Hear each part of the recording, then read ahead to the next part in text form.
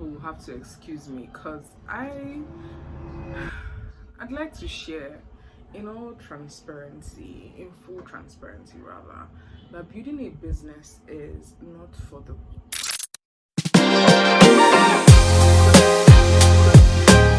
I know a lot of people say that every day, but let me be one more person to add to that statistic. Building a business is not for the weak. I had this client for one of my businesses, and so she came to me, or I went to her basically, to say, okay, I have vintage bags I think you'll really love, and then she purchased, right? And so I got these bags, or the bag rather, and I wanted to send it to her, but I was like, I don't want to send it to her just like that. Like, I could do the normal usual thing and just put the bag in a packaging nylon and send it to her. I was like, I want to create an experience. I want her to remember the brand.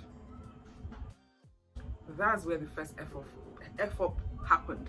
That is where my first problem occurred, because now I'm trying to create this experience. I'm trying to make sure that she has a good experience with the brand. I'm trying to make sure that she loves what she gets and the gifts attached to it, not just one gift actually, but the money that is involved in the gifting is a lot. It's a lot. Anyways, that's what they don't tell you about the life that you want to build. They don't tell you that it's going to be hard. They don't tell you that you're going to suffer.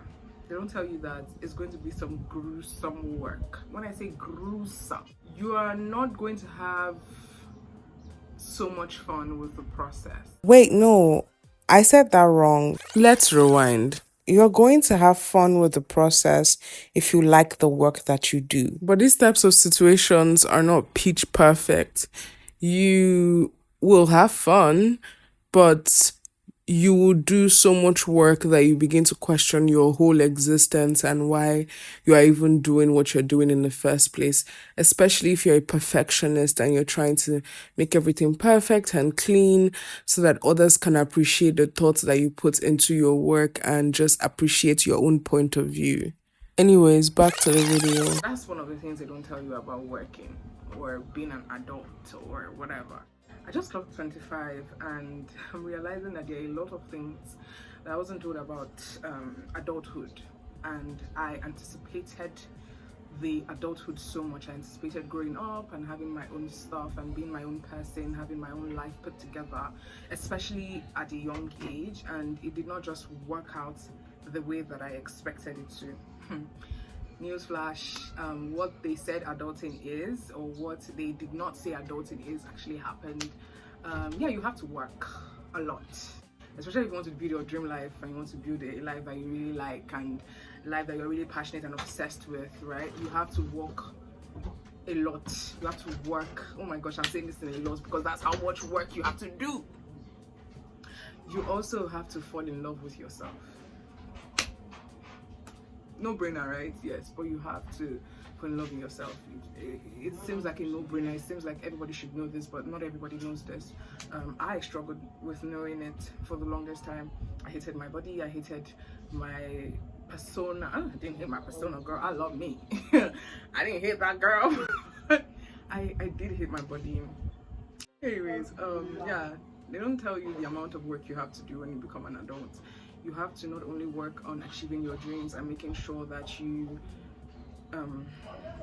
live the life that you want, while also ensuring that your mind, your body, and your state of being is also okay. So there's this like center where you have to continually put in the work. When I was younger, I used to think that, oh, when I grow up, I won't have to do so much anymore.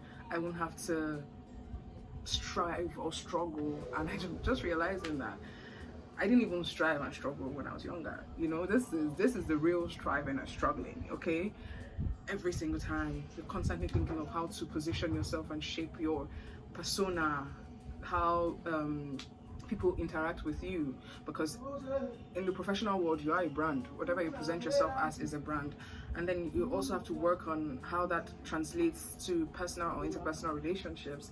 And it's so interesting how much work it takes. Like, you are constantly pouring into yourself, and there's no break. You can't rest. because you constantly have to be a good adult, you have to be a wise adult, you have to be a financially stable adult, you have to be a cool adult as well. You know, you have to be all of these things, and it takes a lot of work. So if you get anything from this video, just know that you're going to work. You're going to work like mad. You're going to work bastardly. Is it good work? I think so.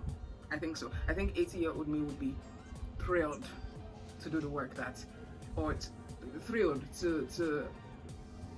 thrilled that I'm actually working, is what I'm trying to say. I think 80-year-old me would be thrilled, yeah. I see a lot of these people online, Bibi Dubab, Steven, Megan, a lot of people, and I'm just like, oh my gosh, your life looks so glamorous. And I know what you're about to say. Why are you emulating, or why are you being envious about someone else's life? First of all, personal envy. I love what I see, and I want to not imitate it but recreate it for myself. So I see all of these things and I'm really happy and excited. And the thing that gets me anytime I see your cool videos and your cool life on the internet is really, how did you do this? Anytime I see someone like, for instance, Tony Elumelu, Mr. Tony Elumelu, I'm always asking myself, like, can I just give you my ideas and you just reproduce them? But then I know that at the end of the day, I wouldn't want an idea that is just handed to me, because I know that I cannot sustain it. I cannot give it life. An idea that I can give life is an idea that I actually built. So that's the video. That's it. Nothing else. Bye bye.